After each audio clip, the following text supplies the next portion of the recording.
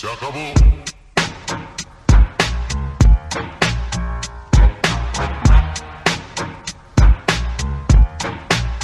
President Biden, back from his trip to Japan, is set to meet with House Speaker Kevin McCarthy this afternoon after talks stalled over the weekend. Hey, time for a Rick Take. More debt ceiling shenanigans. Let's jump into it. Biden dials up pressure as he goes mano a mano with McCarthy in debt ceiling fight. President Joe Biden is ramping up his rhetoric in the debt ceiling fight, seeking to wrestle back control of negotiations that have been dominated by Republicans' push for spending cuts. Biden, who has gotten pushback from progressive Democrats for entertaining GOP proposals like expanded work requirements and spending caps, on Sunday demanded that Republicans move away from their extreme positions because much of what they've already proposed is simply, quite frankly, unacceptable. It marked a shift from a more conciliatory tone as Biden goes mano a mano with House Speaker Kevin McCarthy in a one-on-one White House meeting Monday afternoon.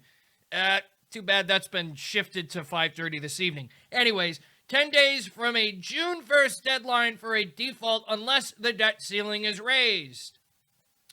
Inside debt ceiling negotiations. Ahead of the meeting between Biden and McCarthy, White House and Republican negotiators met at the Capitol after talks crumbled over the weekend. Over the months-long impasse, talks have centered on what Republicans want: stricter work requirements for recipients of food stamps and other welfare benefits, annual caps on future discretionary spending, expedited permitting for oil and gas projects, and rescinding COVID-19 funds. The White House has been open to components of each, but won't go as far as Republicans want.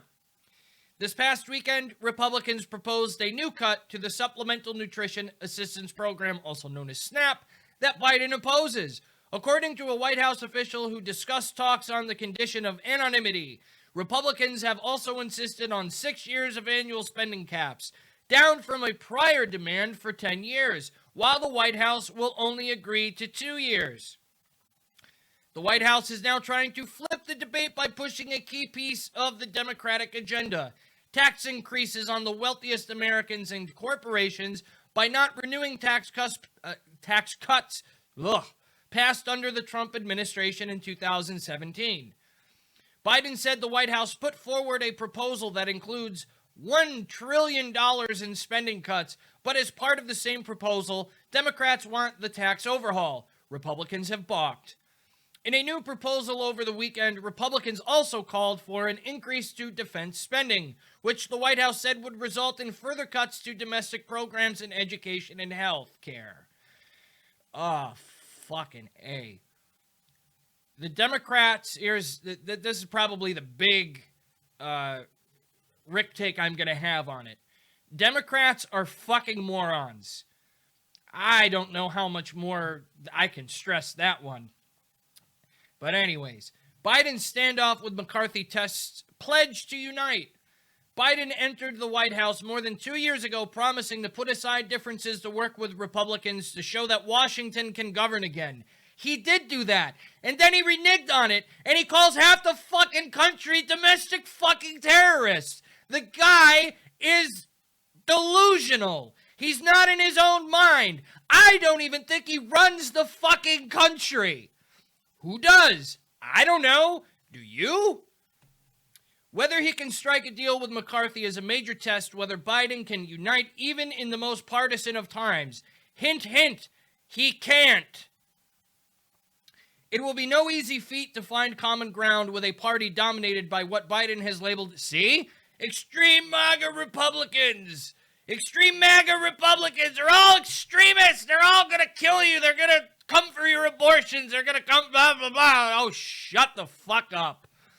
Whose motives the president has questioned. I can't guarantee that they wouldn't force a default by doing something outrageous, Biden said of MAGA Republicans in Congress during a press conference Sunday in Japan, later accusing them of trying to benefit politically from the economic devastation of a default. Fucking A. The rhetoric is shit. Anyways, because I'm president and a president is responsible for everything, Biden would take the blame, and that's the one way to make sure Biden's not reelected, he said. Still, Biden pointed to commitments from McCarthy and Senate Minority Leader Mitch McConnell that the U.S. won't default.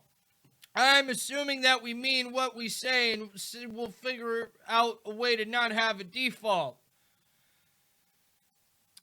14th Amendment. Biden believes he has authority to bypass Congress. Oh, here we fucking go. This is rich.